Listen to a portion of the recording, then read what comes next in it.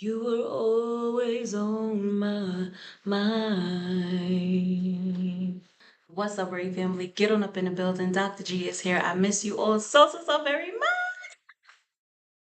I am back. We are going to celebrate because, honey, it is going to be a party, okay? Glory to God. There's going to be so many changes that y'all will see occurring across the ministry. I've updated the website, everything.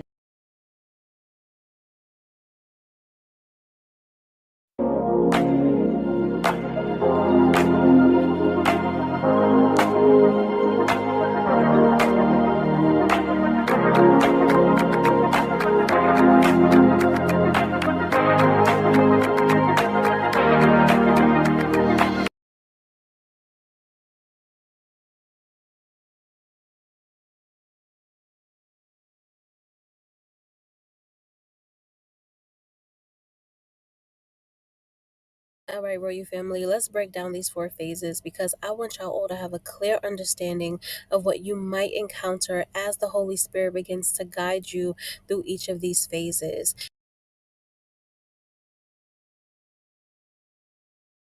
If you read Matthew chapter 4, you're going to see shortly after Jesus was baptized, he was guided into the wilderness.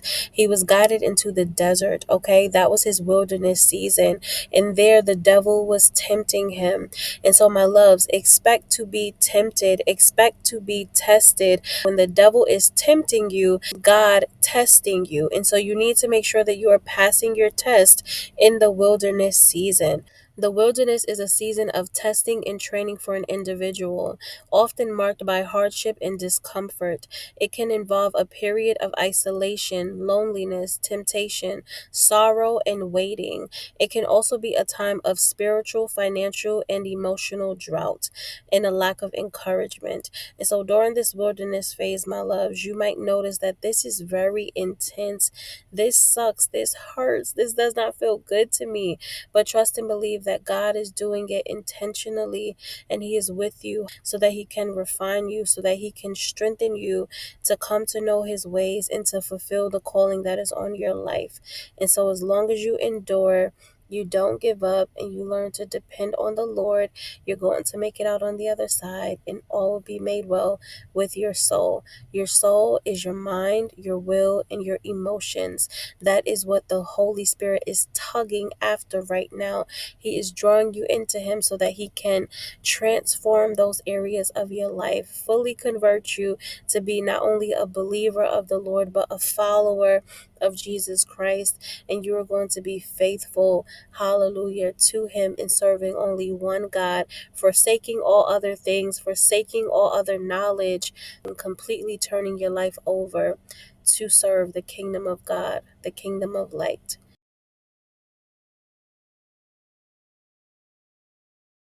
This is where God is going to begin to purge your life. You're going to start noticing how He is stripping you away from people, places, and things that are familiar to you or that makes you feel comfortable.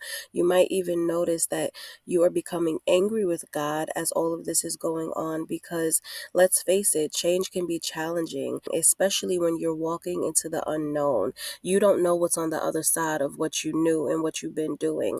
And so that's the frustrating part. But God is sovereign. He knows all things, including you. He knows your life. He knows the calling on your life.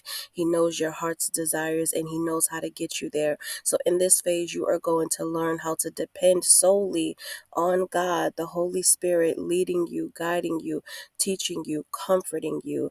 Hallelujah. To help you get through and make it to the other side. During the pruning phase, you and your Heavenly Father's relationship is going to develop so much.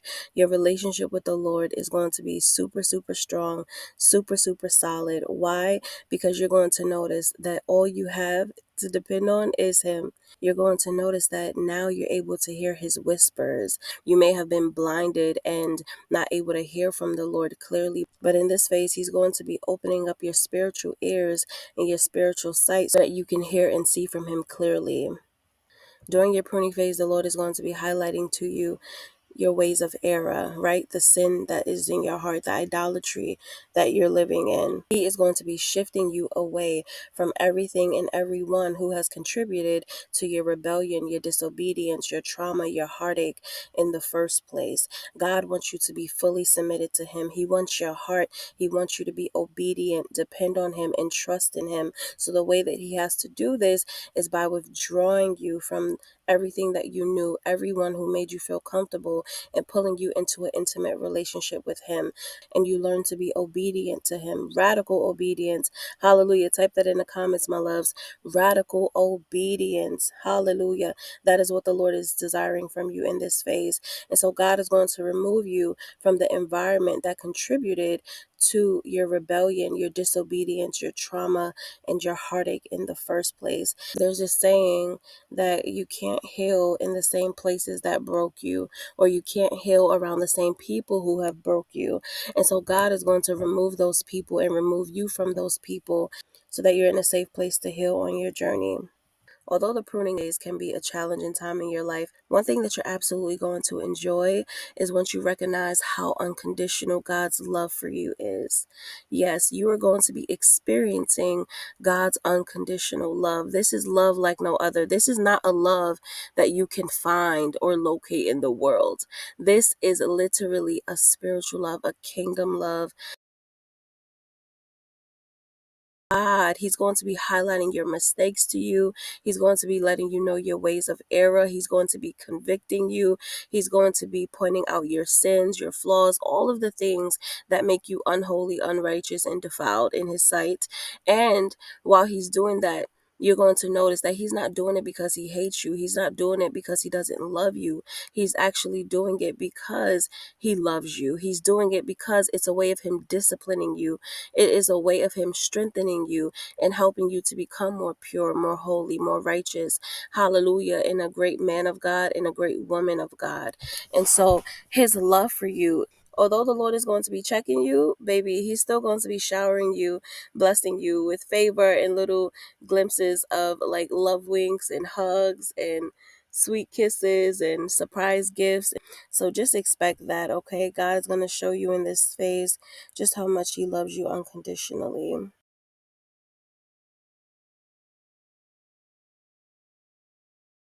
The next phase that you will enter into is the healing and purification phase.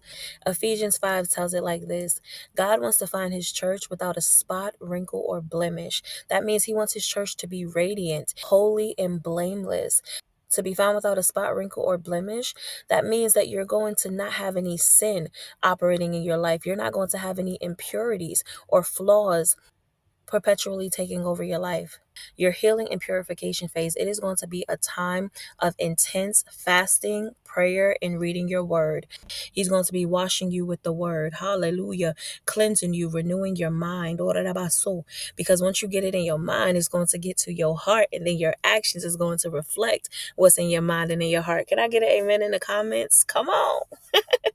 Hallelujah. Glory to God. He renews your mind and transforms your heart so that your ways now become His ways for your life. Hallelujah. You're no longer feeding your flesh, but you are living every day by the Spirit. So you're going to be free from sin and dedicating your life to God, aiming for spiritual perfection in Jesus' name. He's going to be sending you people to help mature you spiritually during this time, to help purify you, to help heal you, to help cleanse you. There's so many lessons that you're going to be learning, and so much revelation that is going to be deposited into your mind, your spirit, hallelujah, during this time, that you will literally be transformed. A lot of us has had trauma, generational curses, maybe even some grief and loss from major life transitions that you've experienced, such as unexpected breakups or intentional breakups that left you with a broken heart, maybe moving or job loss, past relationships with family and friend ties that just ended nasty, and it really hurt you in some type of way where you feel broken, you feel lost. It made you double-minded. It made you have one foot in with the world and one foot in with God. It made you lukewarm in your faith.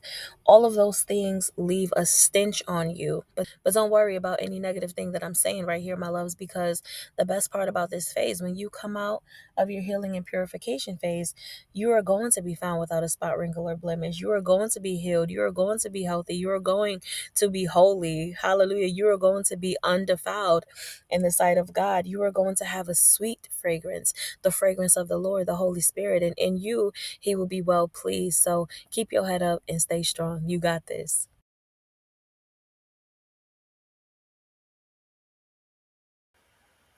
The third phase, and the most significant phase, in my opinion, is the purpose part. Oh my goodness. You realizing your purpose, you reaching self-actualization and getting to your purpose. This is the self-discovery phase. You are now reborn again. Your mind has been renewed. You may not be 1,000% healed, but you are healed enough where the Lord is like, baby, I am going to put you to work for the kingdom of God. God is like, you have put in enough spiritual blood, sweat, and tears. I can work with this. So during your purpose phase, my loves, you are going to go on a journey with the Holy Spirit where He's revealing to you your spiritual gifts. Are you a teacher? Are you a healer? Are you a prophet? Are you an encourager? Do you have words of wisdom? Are you a discerner of spirits? Can you speak in tongues? Can you interpret tongues? God is going to have you learning thoroughly and understanding your spiritual gifts, but not only highlighting to you what your spiritual gifts are, but also how to operate in them. God is going to be requiring you to begin operating fully in your power and authority. He's going to let you know, son and daughter, you have rule, reign, and dominion over the earth, over the sea, and everything in between. So act like it. I'm going to need you to act like it, okay? In your purpose phase, my loves, you are going to begin thriving. You are going to begin flourishing for the kingdom of God. God is going to be sending you your flock. The more obedient you are in your calling, the more confident you become in fulfilling your calling.